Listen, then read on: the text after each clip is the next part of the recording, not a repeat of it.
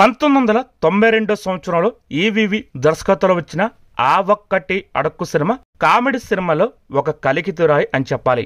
ఆ సినిమా వచ్చినప్పుడు ఎంత కామెడీ అనిపించుకుందో ఈ జనరేషన్లో చూస్తున్న వాళ్ళని కూడా నాన్ స్టాప్ కామెడీగా అలరిస్తుంది. మరి ఆ టైటిల్ పెట్టుకుని సరిగ్గా 32 సంవత్సరాల తర్వాత మరొక సినిమా వస్తే అంచనాలు ఎలా ఉంటాయి?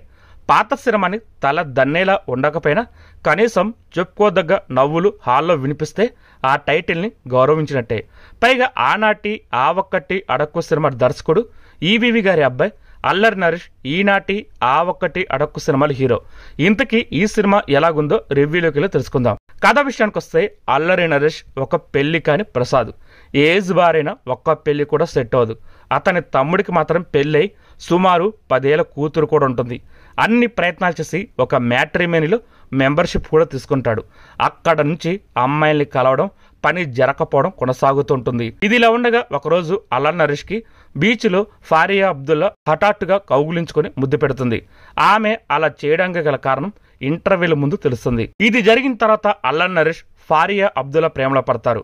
అసలు ఈ ఫారియా అబ్దుల్లా ఎవరు, ఆమె ఉద్దేశాలు ఏమిటి, పెళ్లి కాని అల్లరి నరేష్ కి ఈ ఫారియా అబ్దుల్లాతో ముడిపడుతుందా అనేవి ఎటువంటి ఉత్కరత, ట్విస్టు, కామెడీ లేకుండా సీరియస్ గా ముగిసిపోతుంది ఈ సినిమా. ఆ ఒక్కటి అడక్కు టైటిల్ పెట్టి అల్లరి నరేష్ ని హీరోగా పెడితే నాన్ స్టాప్ కామెడీ అనే అనుమానాలు వస్తాయి. ఆ అనుమానాలన్నీ పటాపంచలు చేసిన సినిమా ఇది. నేను మారిపోయాను, సీరియస్ అయిపోయాను అనుకుంటున్నారా? నాలో కామెడీ ఇంకా అలాగే ఉంది అంటూ అల్లరి నరేష్ డైలాగ్ ఇందులో ఒకటి ఉంటుంది. కౌంటర్ వేస్తే సరిపోదు, కనెక్ట్ ఉండాలని మరో డైలాగ్ కూడా ఉంటుంది. కనెక్ట్ కాని డైలాగ్ స్క్రీన్ ప్లే వల్ల కామెడీ అనుకున్నదల్లా సహన పరిచయింది. నరేష్ లో కామెడీ టైమింగ్ వగేరాలు అలాగే ఉన్నా పని మాత్రం జరగలేదు. ఒక్క డైలాగు కూడా ఎందుకు పేలట్లేదు? కామెడీ అనుకుని రాసుకున్న స్క్రిప్ట్ ఇంత అవుట్డేటెడ్ గా ఉందేంటి అనే ప్రశ్నలకు సమాధానం ఆలోచిస్తే అసలు సమస్య అంతా డైరెక్షన్లోనే ఎక్కువగా ఉందని తెలుస్తుంది. అలాగని డైలాగుల్లో సమస్య లేదని కాదు, మాటలు కూడా అవుట్డేటెడ్ అయితే డైరెక్షన్ కూడా అవుట్డేటెడ్గా ఉంది. నటీనటుల ఎంపిక నుంచి వాళ్ళ నుంచి రాబట్టే ఎక్స్ప్రెషన్స్, రియాక్షన్స్, కౌంటర్స్ అన్నీ అతిగానో నాన్సిక్గానో అనిపిస్తాయి. ముఖ్యంగా జానీ లీవర్ కూతురు జామీ లీవర్ని తీసుకొచ్చి పెద్ద నిడివి గల పాత్ర ఇచ్చారు. ఆమె ఎవరో తెలియని వారికి ఈమె ఎవరు ఇంత ఓవర్ చేస్తుందో అనిపిస్తుంది తప్ప ఎక్కడా కామెడీ అనిపించదు. ఆ మాటకొస్తే జానీ లీవర్ కామెడీ ఒకప్పుడు ట్రెండ్, ఇప్పుడు అతని కామెడీకి కూడా కాలం చెల్లింది. మరి అతన్ని అనుకరిస్తూ కూతురు రంగంలో దిగితే ఆస్వాదించేసి ఆదరించారంటే కష్టమే. దానికి తోడు స్క్రిప్టు, డైలాగు కనెక్ట్ కాకపోతే మరింత ఇబ్బందిగా ఉంటుంది ఆ ఓవర్ యాక్షన్ తట్టుకోవడం. అది అలా ఉంచితే తెర మీద వెన్నెల కిషోర్ కనిపిస్తాడు, కానీ ఒక్కటంటే ఒక్క కామెడీ సీన్ కూడా లేదు తన మీద. అలాగే చివర్లో లాయర్గా పసలేని అతిథి పాత్రలో మురళీ శర్మ, అదే సమయంలో గ్రాండ్ ఎంట్రీలో జడ్జిగా గౌతమి. కామెడీ సినిమా అనుకుని వస్తే చివర్లో నీరసమైన కోర్ట్ రూమ్ డ్రామా. ఈ సినిమా అంతా చూశాక ఈవీవి లేని లోటు కొట్టొచ్చినట్టు కనిపించింది. అల్లరి నరేష్ కెరీర్ గాడిలో పడాలంటే మళ్ళీ ఈవీవి గారే దిగి రావాలేమో. అల్లరి నరేష్ ముందున్న స్క్రిప్ట్ బలాబలను అంచనా వేసుకుని దిగాలి, లేకపోతే అతని మీద ఇంకా అంచనాలున్న ప్రేక్షకులు దిగాలు పడడం తప్పదు. కథ, కథనం, సంభాషణ, బ్యాక్గ్రౌండ్ మ్యూజిక్ ఇలా వేటికవే నీరసంగా అనిపించాయంటే దానికి కారణం దర్శకత్వం చెప్పాలి. క్రాఫ్ట్స్ ని జడ్జి చేయడంలో విఫలమయ్యాడు దర్శకుడు. ఆ ఒక్కటి అడక్కు సినిమాలో రాజాది రాజన్ నేనురా అనే పాట ఫేమస్. అదే పల్లవితో ఇందులో అల్లరి నరేష్ హరితేజ మీద ఒక పాట కూడా పెట్టారు. ఆ పాట ఒకటే కాస్త పర్వాలేదనిపిస్తుంది.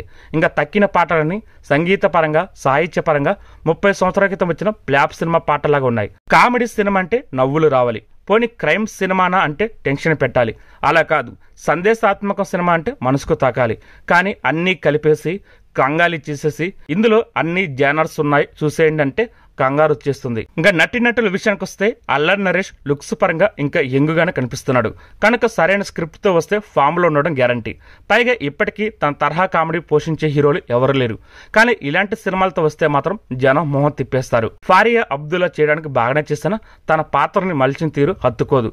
పైన చెప్పినట్టుగా జానీ లీవర్ కూతురు జామీ లీవర్ చేత చేయించిన ఓవర్ యాక్షన్ భరించడం చాలా కష్టమని చెప్పాలి. అలాగే వెన్నెల కిషోర్ వేస్ట్ అయిపోయాడు ఈ సినిమాలో. హరియానా గ్లోరీ హీరోయిన్ పక్కన చిన్న పాత్ర కనిపించింది. అలాగే వైవా హర్ష ట్రాక్ కూడా అతివల్ల అతకనట్టే ఉంది.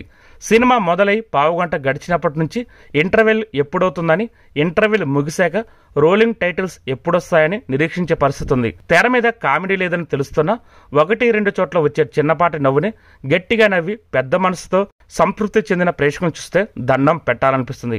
హాస్యం అనుకుని వెళ్లిన ప్రేక్షకులకి నిరాశ ఎదురవుతుంది.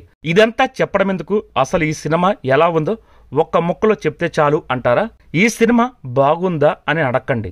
ఈ వీడియో కనుక మీకు నచ్చితే లైక్ చేయండి, షేర్ చేయండి, కుదిరితే సబ్స్క్రైబ్ చేయండి.